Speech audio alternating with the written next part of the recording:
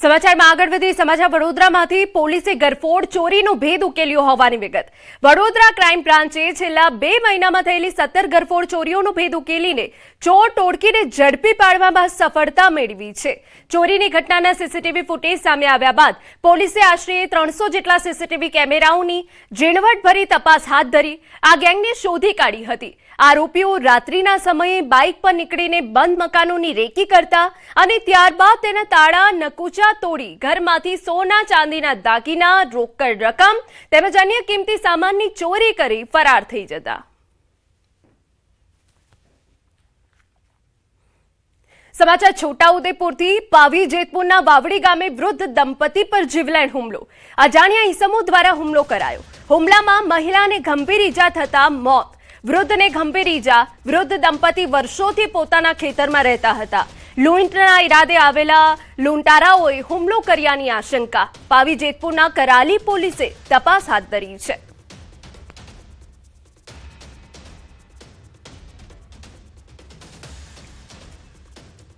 સમાચાર મળી રહ્યા છે કે જ્યાં ઋતુ પરિવર્તનની અસર લોકોના સ્વાસ્થ્ય પર જોવા મળી રહી છે।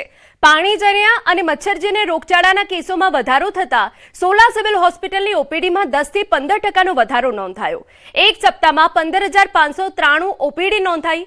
ડેન્ગ્યુના 439 સેમ્પલમાંથી 41 પોઝિટિવ, જ્યારે મેલેરિયાના 913 સેમ્પલમાંથી 20 પોઝિટિવ કેસ નોંધાયા। સ્વાઇન ફ્લૂના 2 અને ટાઇફોઇડના 10 કેસ સામે આવ્યા। બાળકોની ઓપીડીમાં પણ 10% વધારો થયો છે અને ઝાડા ઉલટી, તાવ, શરદી ઉધરસના કેસમાં પણ વધારો જોવા મળી રહ્યો છે।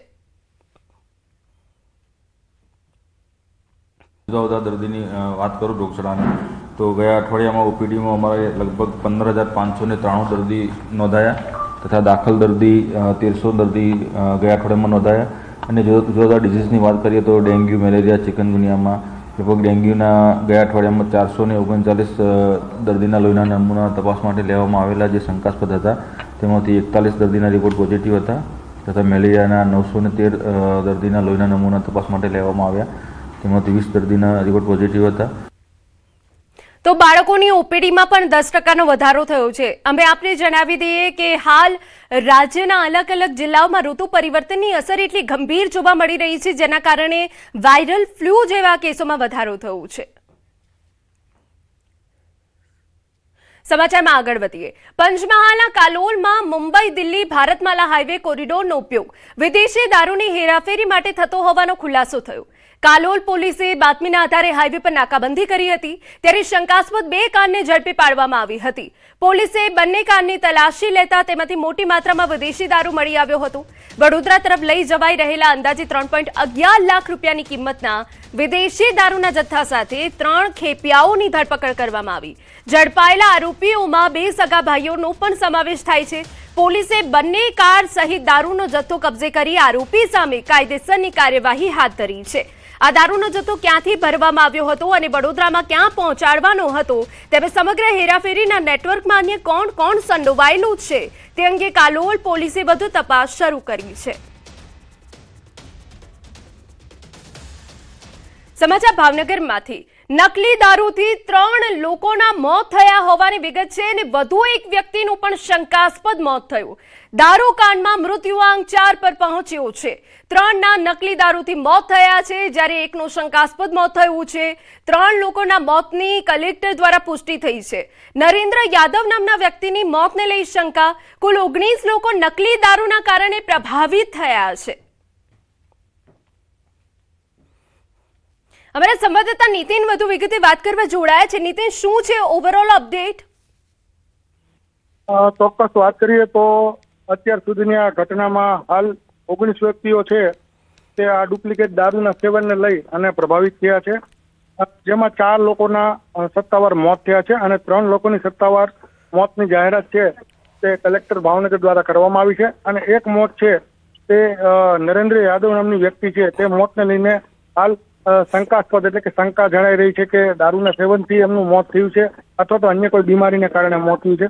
ઓવરઓલ પોલીસ દ્વારા પણ કાર્યવાહી છે તે હાલ તેજ કરવામાં આવી છે। જ્યારે જ્યાં મુખ્ય બુટલેગર છે તેમના ઘરેથી જે 230 બોટલો લાવવામાં આવી હતી ઉજ્જૈનના કોઈ વિસ્તારમાંથી અને તેમાંથી 130 બોટલ છે તે મળી છે અને પોલીસે તે બોટલ કબજે કરીને હાલ તો જે બુટલેગર છે તે વરતેજમાં તેમના ઘર ઉપર પોલીસ બંદોબસ્ત છે તે ગોઠવી દેવામાં આવે છે જી. બિલકુલ નીતિન, ખૂબ અગત્યની જાણકારી આપ આપી રહ્યા છો કે પોલીસે દારૂની બોટલ કબજે કરી છે.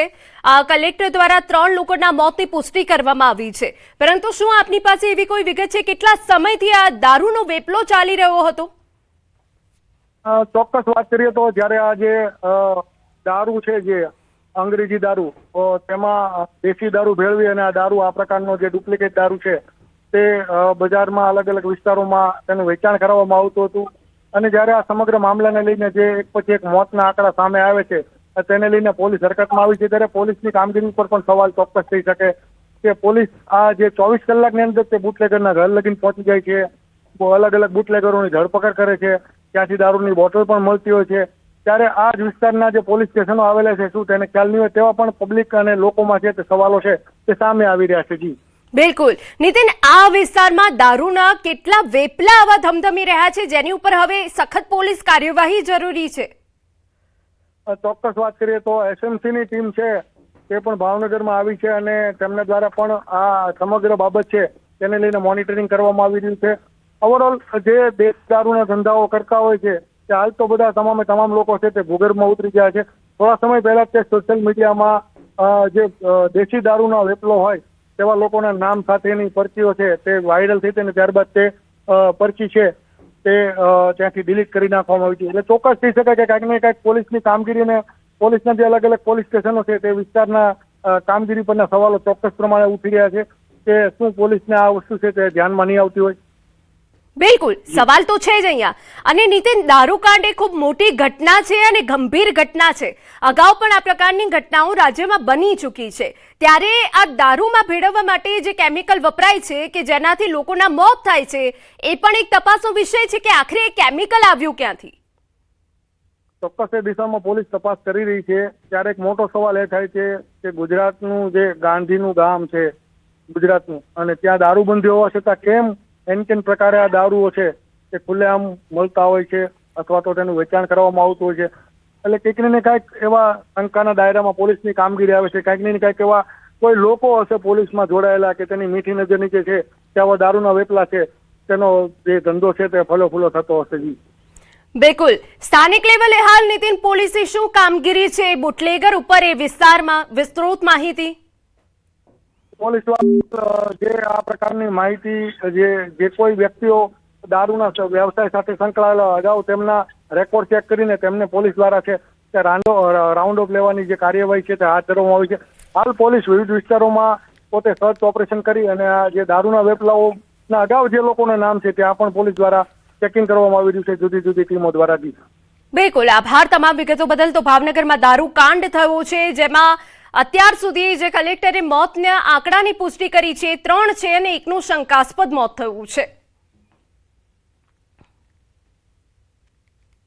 तमाम विलेजेस में हमारी टीम आखिर रात जो है शोधखोળ करती હતી और સાથે સાથે જે તમામ અમદાવાદ જિલ્લાના જે 500 ગામડાઓ છે આજ સાંજ સુધી આજ રાત્રિ સુધી તમામ ગામડાઓમાં અમારી ટીમો પહોંચીને આ તમામ ગામડાઓમાં ચેકિંગ કરશે और આવા પ્રકારનો બનાવ ના બને આ તકેદારીને ભાગરૂપે આઈજી સાહેબની સૂચના મુજબ જુદી જુદી ટીમો. સમાચારમાં વાત હવે સુરતથી કરીએ. ડુમસમાં ક્રાઇમ બ્રાન્ચની મોટી કાર્યવાહી. ડુમસ ગોલ્ફ સાઇડ નજીક કન્ટેનર ટ્રક ઝડપાયો. ટ્રકના ડ્રાઈવરની કેબિનની છત પર બનાવેલા ચોરખાનામાંથી દારૂ મળ્યો હોવાની વિગત છે.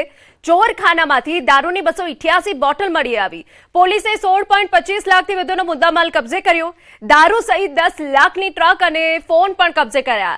હરિયાણાના 27 વર્ષીય ટ્રક ડ્રાઈવર ચાંદ સતનારાયણ ભારદ્વાજની ધરપકડ. પૂછપરછમાં હરિયાણાના ટ્રક માલિકે ચોરખાનામાં દારૂ ભરાવ્યો હોવાનું સામે આવ્યું. સુરતમાં દારૂ મંગાવનાર વ્યક્તિના લોકેશનની રાહ જોવાતી હોવાનો ખુલાસો. હરિયાણાથી દારૂ મોકલનાર અને સુરતમાં મંગાવનાર ઇસમો વોન્ટેડ.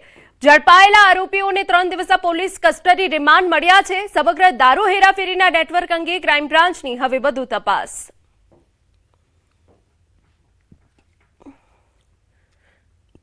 સમાચારમાં વાત હવે સુરતની કરીએ તો લિંબાયત પોલીસે માર માર્યાના સીસીટીવી સામે આવ્યા છે.